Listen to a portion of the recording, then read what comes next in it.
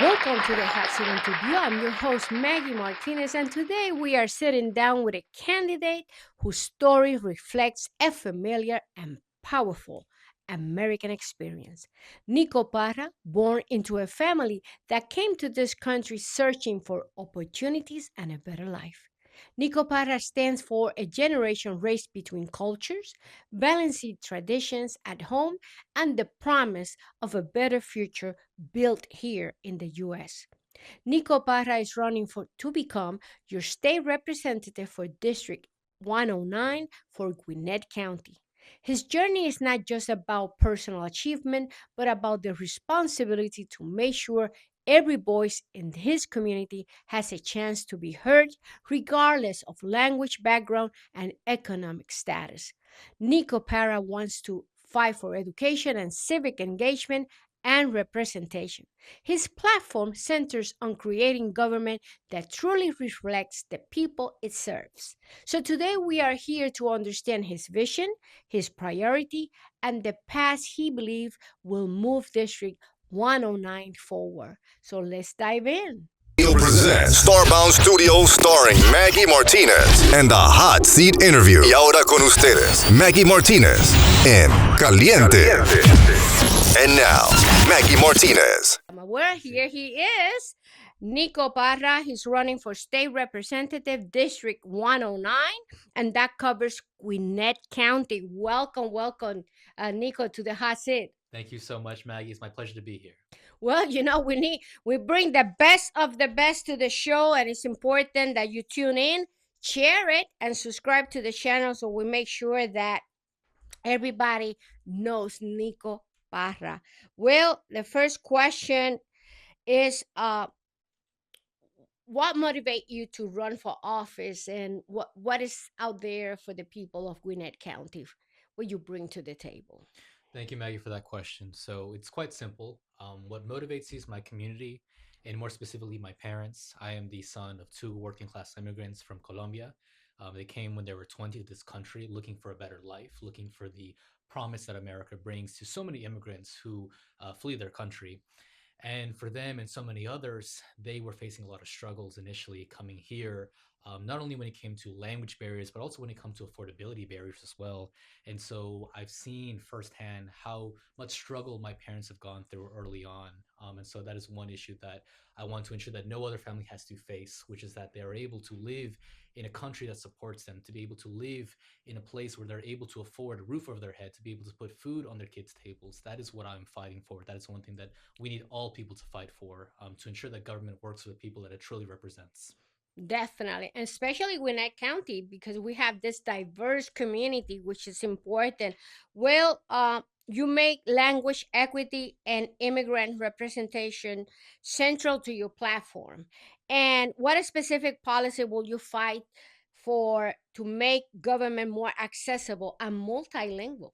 Absolutely. So one thing that I have done already in my past so far, even before being elected official, is that I have fought for language equity initiatives within Gwinnett County elections, specifically when it comes to the translation of multilingual ballots, applications, as well as education initiatives, where myself and others go around the entire county, specifically District 109, where we are very diverse. We're actually around 33% of the population speak a different language.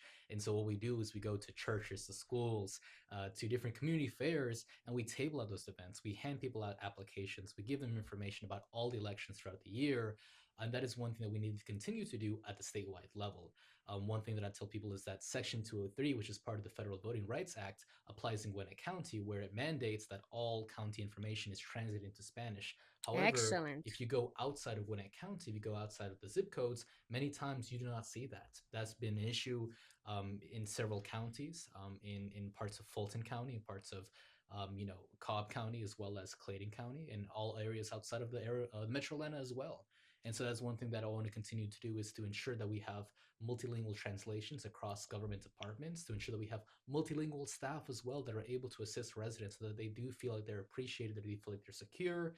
And so that's one thing that we're going to be pushing for. Now, when it comes to immigration, when it comes to immigrant families, I have to address the elephant in the room: ICE. Right now, Hmm. we actually have, and let's call it what it is, we have mass thugs who are in unmarked cars who are picking people up from the streets. We've had that issue where I live. We had that issue near Pleasant Hill Road, near Jimmy Boulevard, near Beaver Ruin Road. And these are roads where predominantly a lot of immigrant families are. And they are scared. They've told me many times, Meg, that they're scared to leave their homes, that they're scared to allow their kids to even go to public schools in fear that an ICE car or an ICE agent might follow that school bus back home. I recently went down to Savannah, and I heard about the stories from people that were the victims of the recent Hyundai plant raid. It was the Oh, I largest remember that. workplace raid. It was the largest workplace raid in all of Georgia, I think in almost all of America. And so many residents afterwards were just traumatized, right? They were in fear. They're like, what is this going to happen again? What happens to my families if the sole breadwinner decides or is deported back to their country? What happens then? And so what ends up happening is that there is a lot of fear that is running rampant in our community, since that is one thing that, as a state representative, I'm committed to do, is ensuring that we have limited cooperation between state and local police when it comes to federal. Because as we all know, immigration is a federal issue, but at the state level, we can ensure that we can pass legislation so that we can then protect those at the statewide level. That is one thing that we are committed to, that everybody should be committed to do, no matter if they have a vote, they have a voice, they are still important, they're still a human being at the end of the day, and they deserve to live in a place that is free and fair. You see what I mean? We bring the best of the best to the hot seat interview. We're speaking with Nico Parra. He's running for state representative in Gwinnett County District 109. So make sure you go out there and vote. Where the show will be on Thursday and every Thursday. I wrote a book. It's called The Secrets of Campaigning. So you think you could run? 40 years of experience. So make sure you buy it for your friends, buy it for the person that is running for office, buy it for your daughter so we could develop leadership within them, right? Because it's not easy to be a candidate, huh, Nico? It's Not not. easy. Not. It's not, it's not, it's not.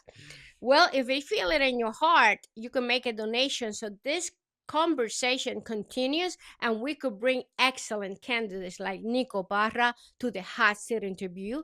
The website is starboundpr.com. We're going to put it in the credits so you can visit and make your donations. Well, increasing civic engagement is one of your goals, which is important. We spoke about this a little bit. It is important that the Democratic Party of Georgia brings in their working plan this goal. So, what is your goal in terms of this? So my goal, and I'll mention this first, I actually had a non-traditional start to politics. I first got engaged in community service early on. I was 16. I was in high school actually, and I became a poll worker for the very first time. This was actually in 2020, so this was the height of COVID, when so many poll workers who've been there consistently actually had to stay home out of fear of their own health, right? And so myself and many others who were in high school and college at the time decided to step up and engage in our community and help democracy run its course. And so what we did and what I learned there was that it's important to engage with community year round. I learned the importance of community service. And that is something that I think the Democratic Party should continue to hold true, which is that our values are to the working people of Georgia, is to the everyday residents of Georgia. One of the big issues I hear about is civic engagement, the lack of civic engagement, specifically when it comes to voter apathy. We have a lot of registered people to registered voters in the state of Georgia. However, when we look at the actual electoral turnout, many of these people decide to stay home. We saw that in 2024, which is why, largely in part, we actually lost the election. That's right. We also lost many different elections That's down the right. ballot as well. Mm-hmm, mm-hmm. And so a big issue is to ensure that we motivate voters to actually leave their homes, to leave their couches, to actually go vote for their preferred candidate. That is what we need to continue to fight for. We need to motivate people. We need to ensure that we focus on a working class agenda that's focused on affordability, that's focused on accessibility. This primarily is focusing especially on bringing more young people, minorities, immigrants, Latinos to the table. Otherwise, they have been long forgotten, long ignored, and that needs to stop. Well, and you saw what happened nationwide. We choose a president that really doesn't care about the people. He just care about his friend. Yeah. He doesn't respect due process. He doesn't respect the courts. He doesn't respect anything. And then he wants people to respect him. Well, what are your keys priority for education in House District 109? and for public school and college? I love this question. So I am the very proud graduate and product of Gwinnett County Public Schools, K to 12. I owe a lot of what I am now because of the great public school education that I got. I'm very thankful to my teachers. I still sometimes visit them. I give them They will feel proud poinsettias of you. gift. No, that they reached out to me, and so they're very proud of them. And I really am just grateful for the support that I received. But I also realized that this support needs to continue on. And unfortunately, what we're seeing at the state level and federal level, but let's focus on the state level. We have been seeing time and time again that the Republicans' agenda is to attack public education. Last year, we saw that there was a school voucher bill that would have taken money from already underfunded public schools, and they took that money, they gave it to private schools instead. They are waging a war against public It's education. proven that doesn't It work. doesn't work. And in fact, voters rebuked that because in Gwinnett County earlier this year, there was a East Plus. It's a referendum, which is basically a 1 cent sales tax. And this was a renewal of a 1 cent sales tax that brought in millions of revenue. And this would have gone to the schools towards things like renovations, going to our HVAC systems, renovating and building up infrastructure, as well as renovating our current school bus fleet. This was an issue that was on the ballot, and many parents were saying, no, you know what? We support our kids, we support our teachers, we support our schools. We need to increase public funding to that. And we did. We overwhelmingly, voters had the chance Excellent. to overwhelmingly do that. And so that's an issue that we need to ensure that we focus and we protect public education, as well as expand this. When it comes to college access, so many of us in District 109 are in high school looking to go into college, looking for further education. And one number one issues is that tuition is astronomically high. Oh yes, Right tell now me. it is like I had to work three different jobs to pay for my tuition, Oh three my different God. jobs while I'm in school. And that's an issue that no student should ever face, no family should ever face, which is why currently the current system we have right now that's set up is primarily focused on merit aid. We have what's called a Hope Scholarship, which was recently expanded to cover 100% of tuition. However, it is a merit-based scholarship. It is not a needs-based scholarship, which was what we need. Right now we have Pell Grants, but that doesn't cover enough. We need to ensure we have supplemental funding to need-based scholarships so that all students, regardless of zip code, regardless of GPA, are able to actually attend college. Now, when it comes to workforce training as well, many people don't want to go to the traditional four-year college, and that's perfectly fine. Mm-hmm. We have technical colleges. We have one in Gwinnett County called Gwinnett Tech. We have many other technical colleges in the state of Georgia that are able to develop partnerships, working partnerships with firms, with companies, to be able to give people real job experience when they leave high school. So that's something we need to focus on. You see what I'm talking about? Nico Parra, running for state representative in Gwinnett County for District 109. We bring the best of the best. I'm telling you, this young man, we have to put him out there and make sure he gets elected because we need people with his mentality and his view to bring them to the state capitol. Well, many working families are struggling, huh? They're not making ends meet. What is your plan to support economic growth in Georgia? That's the number one question on people's mind right now. And one That's thing that I right. tell people is that the minimum wage in Georgia hasn't changed in a long time. It is currently $5.15, which is actually below the poverty wage that was set by the federal government. The federal government is not that better. It's only 7.15 or 7.25. Now in Georgia, we have the real opportunity to increase this. Many of my other colleagues have actually introduced bills to increase minimum wage. Now, what I will do once I'm in session is to also continue to co-sponsor such bills, especially when it comes to raising the minimum wage to $20 an hour. That is what residents, that is what workers here in Georgia deserve. They deserve nothing less. And we also need to ensure that we revoke the right to work status in Georgia that is essentially making this a very anti-union state. This is a very anti-union state. Mm-hmm. It is a pro-corporation, pro-CEO, pro-big business Yeah, not for state. the It is people. not a pro-worker state. No, That is one it's issue not. that we tell people, and that the experience that they've let me know as well. And so that is something we're going to continue to focus on when it comes to economic growth, as well as ensuring that we have more investment in job training opportunities so we can decrease the unemployment rate that is really up, really too high right now. Right now it's too high, Too high. definitely. Where affordability in housing is becoming a problem, especially for young people. They can live they are 18 years old, but they can't Yeah. leave their parents' house because rent is around 2,000 a month. That's a lot. So what is your take about in terms of housing? So affordable housing should be our number one priority. For myself and many others, we would like to ideally live in a home, but for many of us, it's outside of our means. So one of the issues that I'm going to combat unapologetically is to ban corporate ownership of single family housing. Right now, corporations are buying up so many homes, they're selling it, they're leasing it, and they're putting it for astronomical rates, which is not fair for many of us who are getting pushed out of our own homes. Those of us that have lived for many, many years, that like in my neighborhood alone, I've seen so many of the moving signs, right, across past couple of years, and that's a big issue that we're seeing. And so we need to ensure that we have limits, restrictions, and ultimately a ban on corporate ownership for single family housing, as well as focusing as well on tenant protections. A lot of people in 109 actually live in apartments. Hmm. Right now, rents are astronomical, as I said before. They Astronomical. are, and also ultimately, we don't really have a good rent control system put in place. Now, there has been legislation proposed in the past that would essentially ban AI from setting up rate hikes. We are also looking for rent stabilization measures, and we can fight for that. But we need to ensure that we protect the workers, the residents, the people first, and not the corporations who buy up all this housing. Well, as the district expand, because Gwinnett, I was looking at the map the other day, and it has so many subdivisions and so many businesses. What solutions do you believe is needed to improve transportations, utilities, and community services? So smart zoning is our priority. You That's mentioned, you right. hit it right on the point where Yeah. Gwinnett County is growing. I believe right now, if we are not, we are very close to being the number one county in terms of population, close to surpassing Fulton County. Now that's a very big highlight. That's a marker that people should understand, that we have millions of people in Gwinnett County. We have millions of other people who travel through the county as well for tourist purposes. But ultimately, we are a thriving hub, and we need to ensure that we have the right type of infrastructure to keep up with that.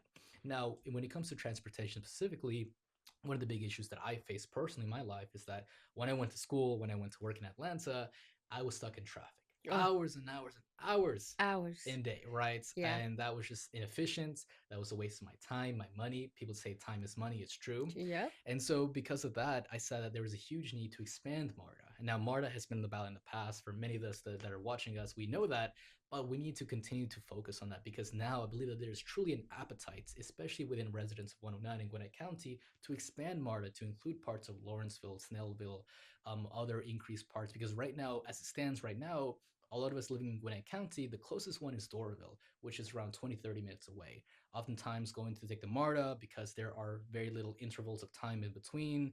We need to expand transit. We need to expand regional transit options as well. That is the number one issue that is focusing on transit. We also have to focus, such as utility rates. Now, one thing to let people know is that we just elected two pro family, pro utility rates. You know, Peter accountability. Hubbard and Peter Hubbard. We Alicia. elected Peter Hubbard and Dr. Lisa Johnson. Now, these are two people that I'm glad to also have helped elect, because we understand that these are two people that are going to hold Georgia Power accountable. Georgia Power right now are the current Public Service Commission board. For those of you that don't know, they're a five-member board that essentially their job is to regulate Georgia Power. However, the current board right now are rubber stamping every single Georgia Power hike rate, right?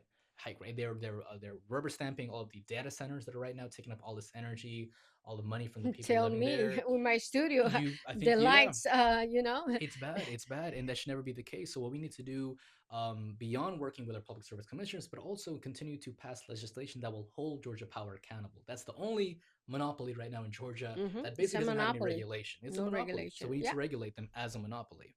Now, we mentioned, of course, community services. That also ties into constituent services, but primarily we need to ensure we have more funding for public facilities, such as schools, such as libraries, such as parks, because we all live in the area, right? We all, use these resources and facilities. We need to ensure that we have more funding to be able to renovate them, to ensure that there is maintenance throughout the year. So that is one thing that we need to focus on when it comes to community services. Well, in your platform, transparency is key in your campaign. How will you ensure your office remain accessible and connected with the people of Gwinnett County? Transparency is huge. Right now, there is an issue, especially at the federal level, of corruption in politics, of folks who are not actually there in community. And in statewide politics and local politics, that should be no different. Ultimately, we should have people that are there year round, not just there 2 weeks, 4 weeks, 5 weeks before an election looking for your votes. That's not authentic. That's not doable. People know that. They can see through that. So what we need to do is we now have people who are there year round, engaging in activities such as town halls, in listening events, listening to what residents actually care about, which is why I'm proud to say that I've already been doing that. I've already been doing survey canvassing. I've been talking to residents of 109, regardless if they're a voter or not, to say, hey, what are the issues that you're facing? And time again, I hear about issues regarding affordability, regarding accessibility, and these are all issues that we can face when we're in the session. So these are things that we need to continue doing, as well as having an office that is open to all constituent services. Because one thing that you have to know that is elected official, their job is to serve the community year round. We are in session from between the months of January to March, but we are still year round in community. We need to be held accountable to the people. So therefore, we need to have a safe and accessible line of communication to residents of 109 and to the districts that we serve. Well, young residents often feel overlooked, right? But now we have a young man. Now it's no excuse, right? Yeah. What role do you believe they should play in shaping the future of your district? Well, first and foremost, young people need to have a seat at the table. Before we can get anything, they need to have a seat at the table, right? They need to be able to be positions of leadership. They need to have people who can mentor them, who can trust them to do more. I'm glad to have mentors in my life that got me to where I'm at right now because they believed in me. They saw the spark of potential Hmm. and they wanted to nurture it, to grow it, just like yourself. And so this is something that we need to continue doing and pushing for, is to have more positions of leadership available for young people because they truly care. They have the heart, they have the energy. I tell people like what they lack in institutional knowledge, they make up for it with ambition, with energy, with motivation to do right for their people. And so that is one thing that I tell people, those of us that are listening out here, is that give that young person in your life a chance. Whether it be having a position within your county party, whether becoming a delegate, whether become running for office, even like myself, give them the opportunity to make the case to the voters. Ultimately, the voters and the residents at the end of the day are going to make the decision whether or not to send me to the gold dome. Well, we always have a question that is not in the script, and it's what puts you apart or separate you for your contenders, the one that are running against you?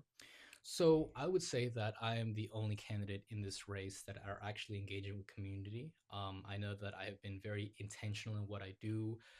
From something as mundane as fundraising. From the very beginning, I've said that I'm not taking any corporate PAC money. I'm being very intentional in ensuring that we have a connection to the working class people of our district. But beyond that as well, we need to serve community members now, not just when we get elected, which is why I'm proud to say that we have partnered with Gwinnett Clean and Beautiful to have a twice monthly community cleanup event. It last month we had it and it was excellent. It was great.